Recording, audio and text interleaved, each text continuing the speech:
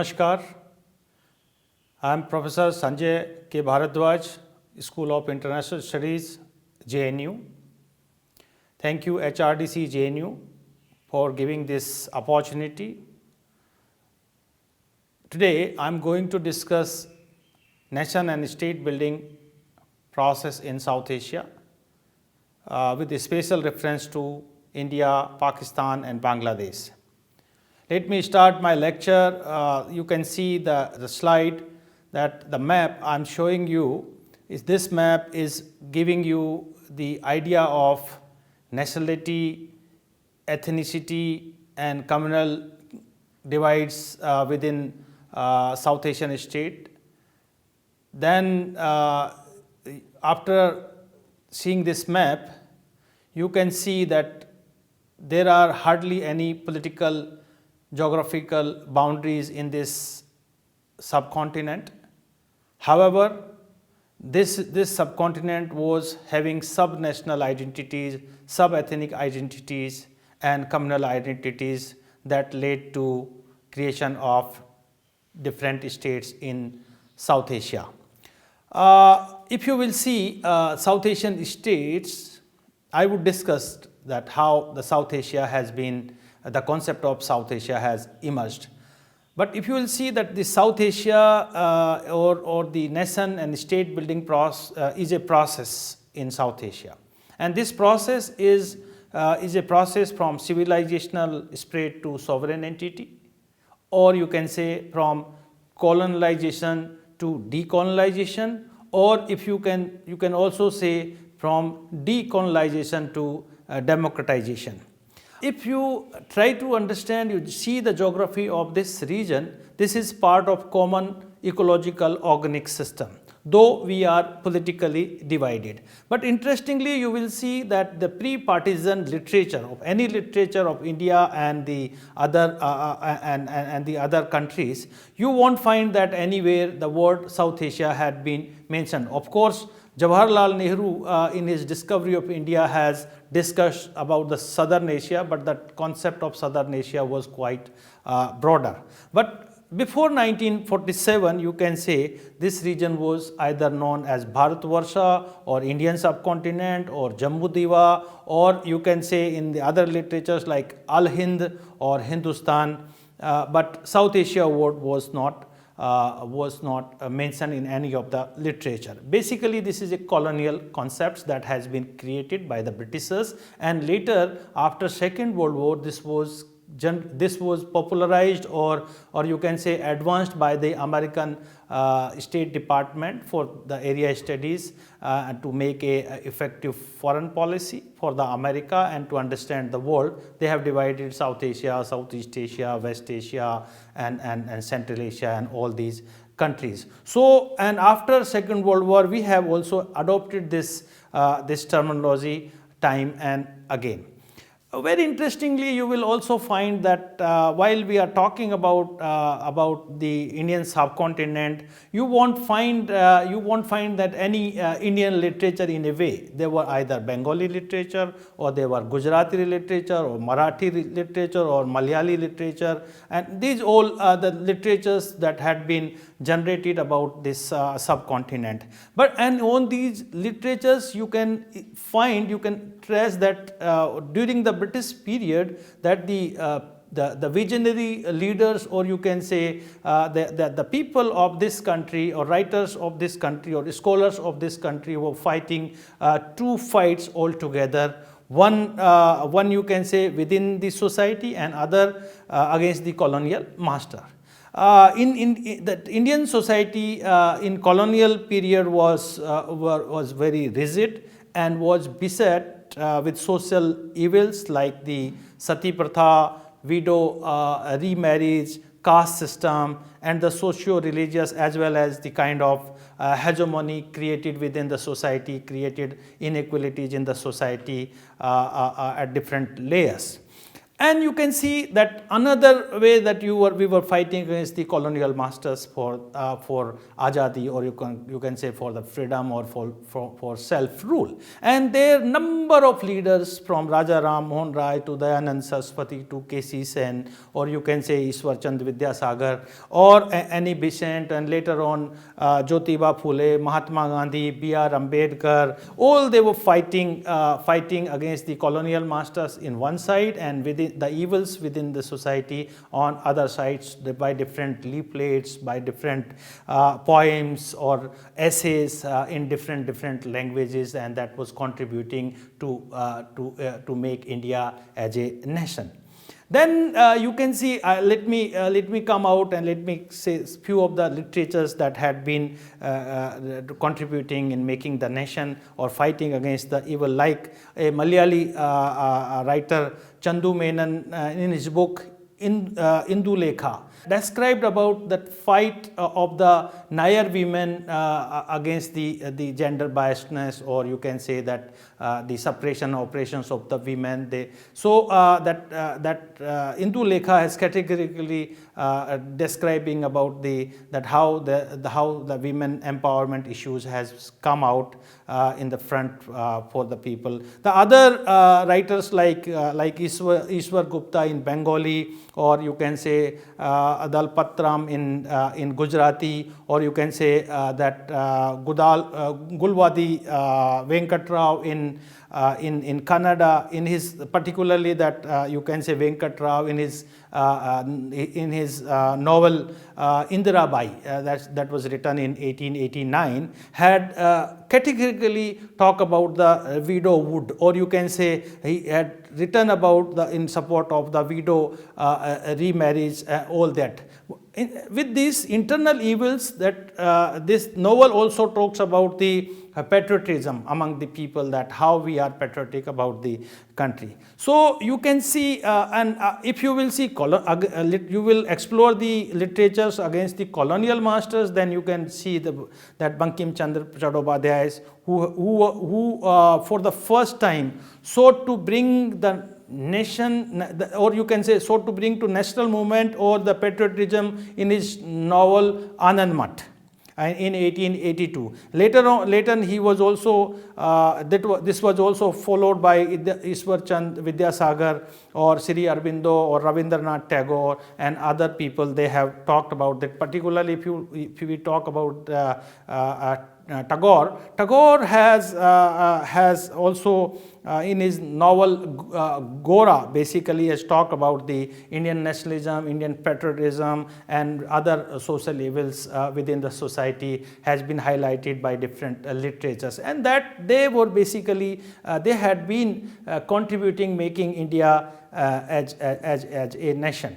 Now, if you will see the other like magazines, different magazines or different write-ups, particularly if you will see that the Amrit Bazar Patrika or the Bengali Jugantar Patrika, and like in Marathi also Indu Prakash and Kesari, or you can say in Punjabi Tarane Hind, or in Urdu also like talks about this is Tarane Hind is in Urdu basically, that Sare Jahan Se Acha and kind of things, or in Punjabi say Gadar da Gunj. They have also exposed the colonial system, or you can say they have also exposed the British colonial masters, that how the exploitative systems they have generated. But particularly you can say that Partisan of Bengal of 1905, where Amrit Bazar Patrika has said this is a clear-cut manifestation of divide and rule policy of the Britishers. And like if you will see, you go with the Bengali has said that this is an attempt by the Britishers to weaken the national movement, and it is partitioning the two wings of Bengal in East Wing and West Wing along the religious line, and that's not in the good taste of the national movement. And and we fought it, and that has become a big movement of Swadeshi after 1905. So you can see that these literatures had contributed a lot in making India as a nation. But I tell you that there were not only one nation was in making, that was India, but I think you can also see that there were other nations were also making, that I am going to discuss in this, that or that has become Pakistan in 1947, and another state, that is Bangladesh, in 1971. Why the states is basically that nation or nationality takes its roots or becomes, that there are two fundamental or core principles of making a nation are there. One is that crisis of success, that you want to become a successful, and for that you cooperate, you do politics, or you have an inclusive approach, or you adopt a welfarist approach in making the nation. Like all the literatures, the Bengali literature, Gujarati literature, or you can say Marathi literatures and Kannada literatures, and the leaders, the visionary, the people, they have contributed in making India as a nation by their literatures, by their exposing the colonial masters. So you can see that they all come out together unitedly and fought against the British colonial masters, because there were crisis of success. You wanted to become successful, and you have adopted a collective approach, you have adopted a cooperative approach, and come together to fight against the British colonial masters. But there are also crises of failure, particularly in that has become a fundamental factor of creation, or you can say that a fear psychosis has been developed among the minority communities, that if tomorrow that this country would be independent or would be free from the colonial masters, how the minority rights would be protected, that particularly the Muslim community, that apprehensions has been generated by the long approach of divide and rule policy, or appeasing one community by the Britishers. And the Muslims of this subcontinent had started talking about a separate homeland for the Muslims, that because there were crises of failure, that in this United States of India, Hindu would be in majority and the Muslims would be in minority, and so if we will have a separate homeland for the Muslims, our rights would be protected. So you can see that these thinking and thoughts of the leaders and the literatures were making nations within this subcontinent. What was one was India, and what was the other, it was Pakistan in a way.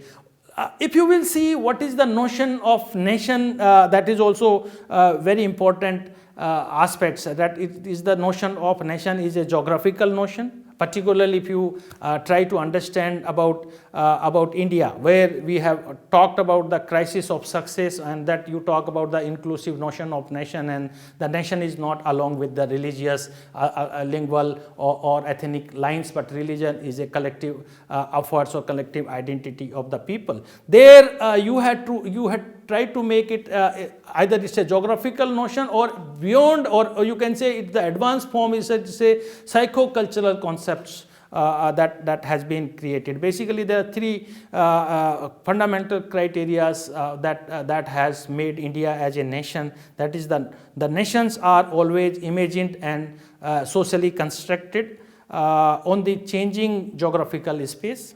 Or you can say that the second point, the nations are often built on collective memories and selective amnesia. And if you see further that about that the nations of any nation invariably represents a combination of ethno-cultural and civil territorial elements in its, and that you can see that makes a nation. So you can see that the two nations were clearly reflecting, making in the subcontinent along these lines. One was having in mind the crisis of success, the another was having the crisis of failure, and that one represented by India and another represented by Pakistan, the idea of Pakistan. You can also see that the other political consciousness or political awareness among the people of this subcontinent, and different lines or different streams were taking place, and that was also making a nation. Like you can see there were fight for or there were growth of secularism kind of things had been in during the British colonial periods, that the people, they were fighting unitedly against the colonial masters. And particularly you can see that the Gandhian period, where Gandhi has said that freedom belongs to all, and he has extended his support to Khilafat Andolan and mobilized the people to join non-cooperation movement.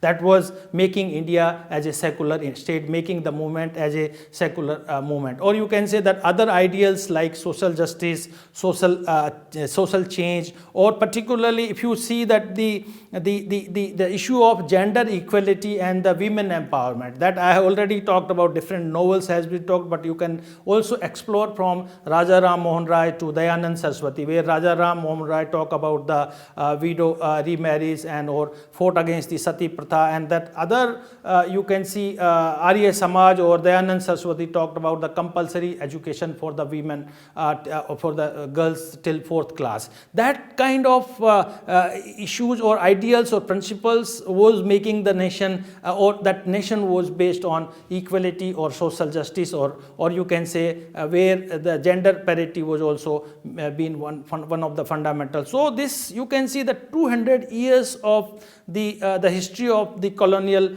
or the freedom struggle of India were making the nation where the social justice, or you can say social or equality or secularism, women empowerment, particularly if you can see in the political assertion, and they were demand for democracy, self-rule and freedom, equality, that you can also realize by different movement or different assertions or different demands from Rajaram Mohan Rai to Bal Gangadhar Tilak to Mahatma Gandhi, Ambedkar and Jawaharlal Nehru, from different movements like non-cooperation movement, civil disobedience movement, Quit India movement, or by different agreements like Pune Pact of 1932, and time and again that these ethos, these principles of the freedom struggle were getting its roots and getting mobilized by the leadership or visionary leaderships. Not only just mobilized, but it was also trying to internalize. While Gandhiji came into the national movement and he tried to make it mass movement, and he said that you have to, because the freedom that you are asking for, self-rule, you are asking for civil political rights, and that would not belong to you. Even the women, Gandhiji said that your place is not in the kitchens, your place is not in the four walls. You have to come out from the four walls and to have to participate in the national movement, because that freedom is equally belongs to you. So basically my point is that Gandhiji and the leader Jawaharlal Nehru, Bhimrao Ambedkar to Maulana Abul Kalam Azad, they were just not mobilizing people against the British colonial masters, but they are also asking the people to internalize the ethos and values of the national movement. And this internalizations, that because they were having a vision, they were having a notion of nation into their mind, that would be institutionalized once you will become the independent state. And in fact this happened in case of India. While India has become independent state in 1947 and we have adopted a constitution in 1950, that constitutions, that the fundamental and foundational principles of that constitution has become secularism, democracy, socialism, social justice, women, gender equality, and all kinds of the principles that has been mobilized during the national movement, has been internalized during the national movement, has been institutionalized after the 1947's independence of India and in the Constitution of India in 1950. So you can see that this nation was making, that nation was based on inclusive ethos, that the notion was based on you can say that the unity in diversity. But there were other nation was also making where the Muslim consciousness and Muslim mobilizations were going on. However, there were also the Hindu consciousness and Hindu mobilizations by Hindu Mahasabha was going on. But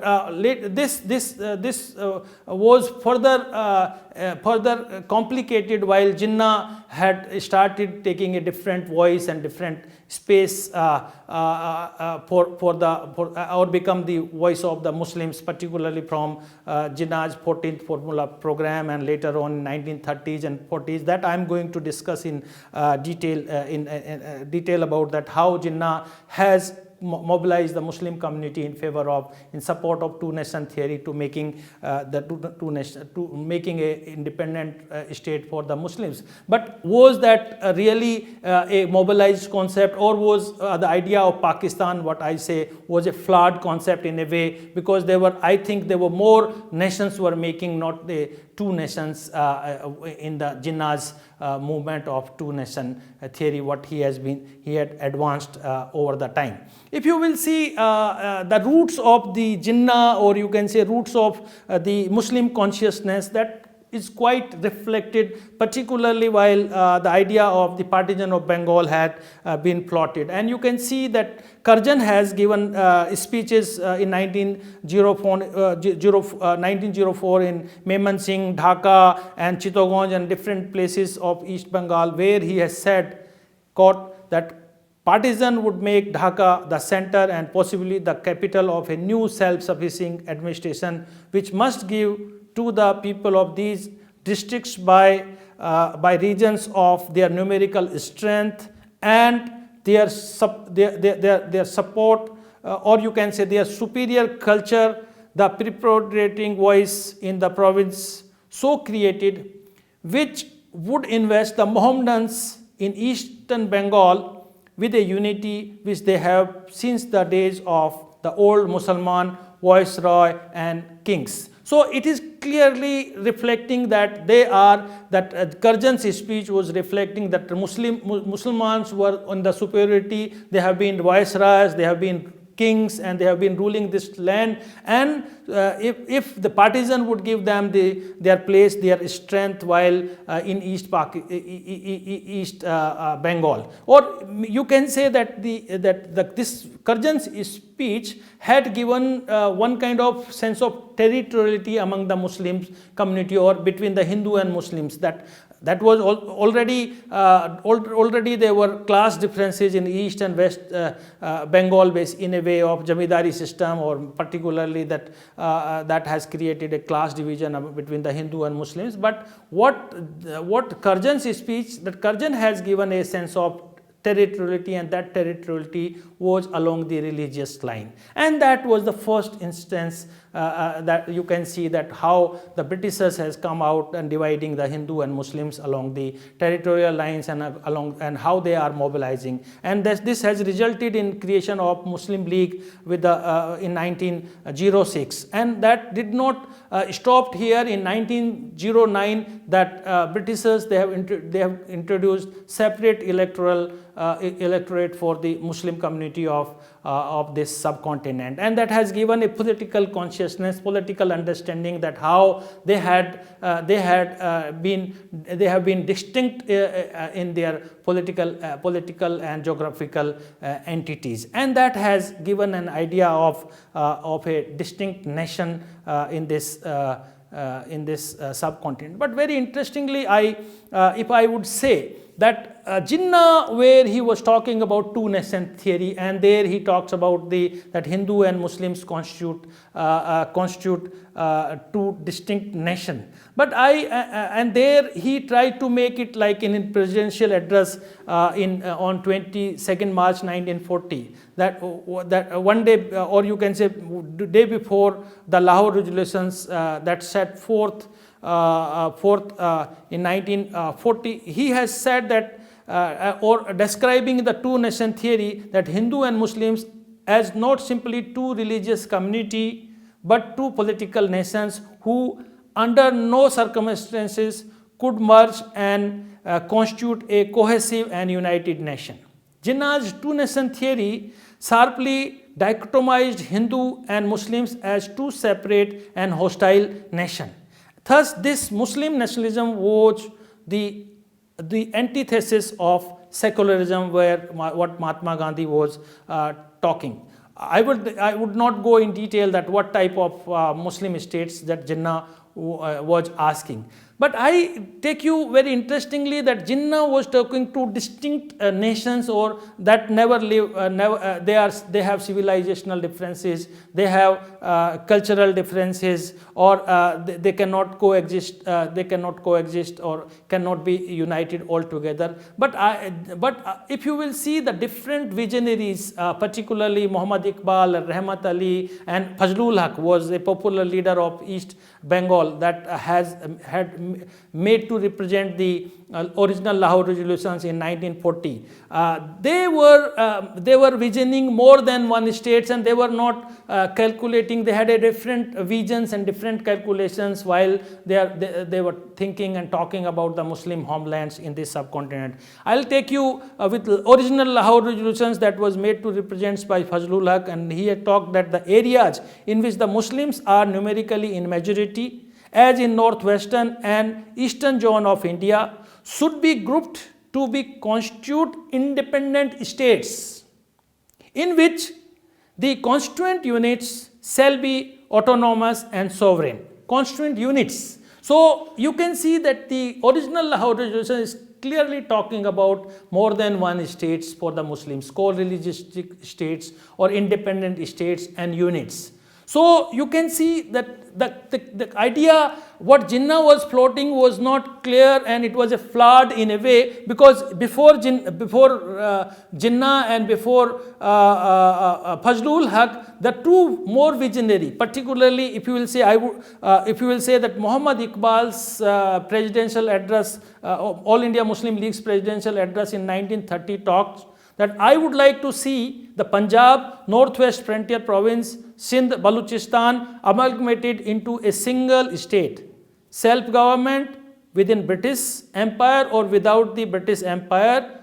For the formation of consolidated Northwest Indian Muslim states appear to me to be the final destiny of the Muslims, at least of the Northwest India. You can see that originally Bengal had little or no place in Iqbal's scheme of things. It was only later on his correspondence with Jinnah, dated June 21st, 1937, that the poet philosopher seems to have become interested in the Indian Muslim community in eastern side. The second, another key visionary of the idea of Pakistan, Chaudhry Rahmat Ali, had also not considered Bengal as the part of Pakistan, referring to Bengal as a Benge-Islam and a Muslim majority state separate from his idea of Pakistan. Ali's view of Pakistan was essentially the same as that in Iqbal's 1930s address, but with a single addition of Kashmir. So you can see that Muhammad Iqbal did not consider the Bengal regions as part of Pakistan.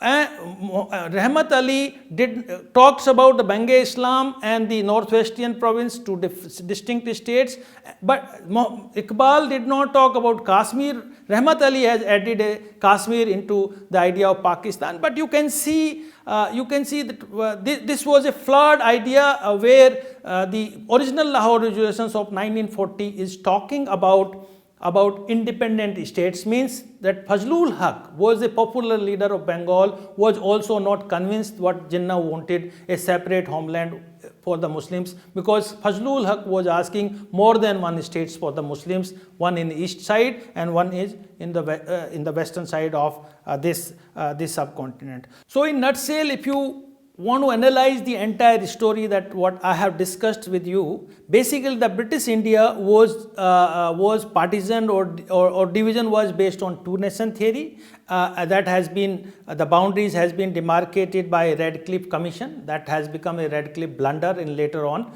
Basically it has divided this subcontinent initially into two states. One was India and another was Pakistan. The idea of India was based on the notion of India was based on Indianism, and the core of that Indianism was based on unity in diversity. This idea of India was inclusive, and there were crisis of success that the people, they wanted to fight against the Britishers and wanted to get an independent states based on the ethos of secularism, democracy, socialism, social justice, and where there would be equality between the gender and race and caste and all that. That India, that vision was fulfilled with a long struggle by the visionary leaders like Mahatma Gandhi, Jawaharlal Nehru, Bhimrao Ambedkar, Maulana Abul Kalam Azad, and there were a number of other leaders. The idea of Pakistan, in fact you can say the idea of Pakistan was merely based on the notion of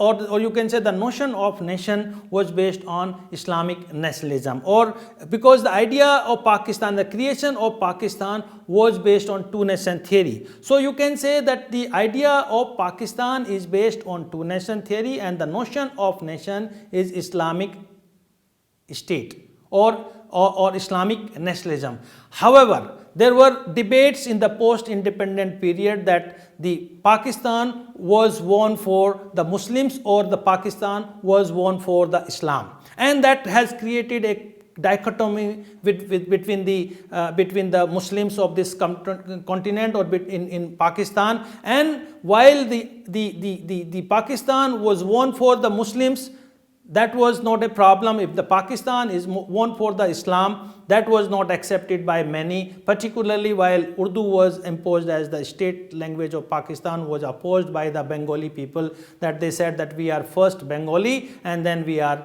Muslims and with other communities. So you can see that the idea of Pakistan from Muhammad Iqbal to Rahmat Ali to Fazlul Haq to Jinnah was a contradictory idea, a flawed idea, and that had created a dichotomy. And this dichotomy could not stop itself because the impositions of Islamic notion of nation or Islamic construct within Pakistan was not accepted by the progressive people, or you can say who believed more on inclusive ethos, particularly the Bangladeshis, and they had asked for equal status to the Bengali language, and they did not stop here. In fact, this idea of Bangladesh, because they have been talking about that this is a second colonial period that the Bengali people are facing. They have been they said that this is a subordinate and subordinate relations, or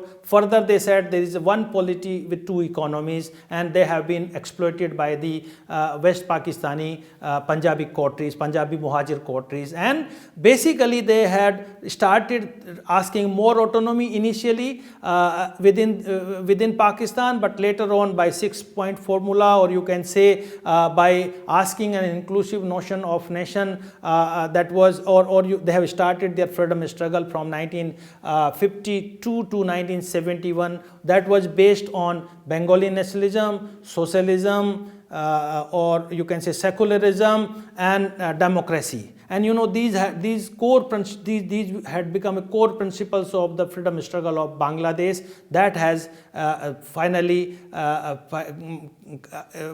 become an independent state in 1971. And India has supported the creation of Bangladesh because India also believes all these ethos of inclusive notion of nation, particularly where we are talking about secularism, socialism and democracy, because the Bengalis were also fighting for these principles, and India had supported the support in 1971, and Bangladesh was created based on the ethos of secularism, socialism, democracy and Bengali nationalism. You can see that now the entire argument is there. Was the two-nation theory came into existence?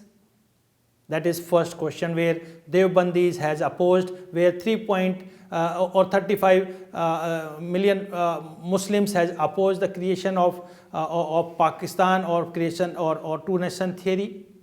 Or you can see if the two-nation theory came into existence, by creation of Bangladesh in 1971, it failed in a way. And the third notion that you can see is that while the current political polarizations and current ongoing communal rights and divides in this subcontinent, the two-nation theory is still relevant in case of South Asia. These are the three hypotheses that could be analyzed, could be understood by reading different literatures, analyzing different political strands within the South Asian countries, and ongoing political and state rivalries between the South Asian states, particularly India, Pakistan. You can see that which direction the Pakistan is going. The Pakistan is suffering itself. Why? Because they could not mobilize the idea of democracy. They could not institutionalize themselves, and they were just asking for a Muslim homeland or a state based on Islamic ethos. And because of these issues that Pakistan is still suffering, that the democracy has not been properly institutionalized, where India has become the largest functional democracy in the world. So I conclude with the saying that पेड़ बोया बबूल का तो आम कहाँ से आए. पाकिस्तान का जो पूरा आइडिया था वो बड़ा फ्लॉड था, कॉन्ट्राडिक्टरी था, डाइकोटोमी क्रिएटेड किया था, और उसी का आज पाकिस्तान खामियाजा भुगत रहा है. Thank you very much.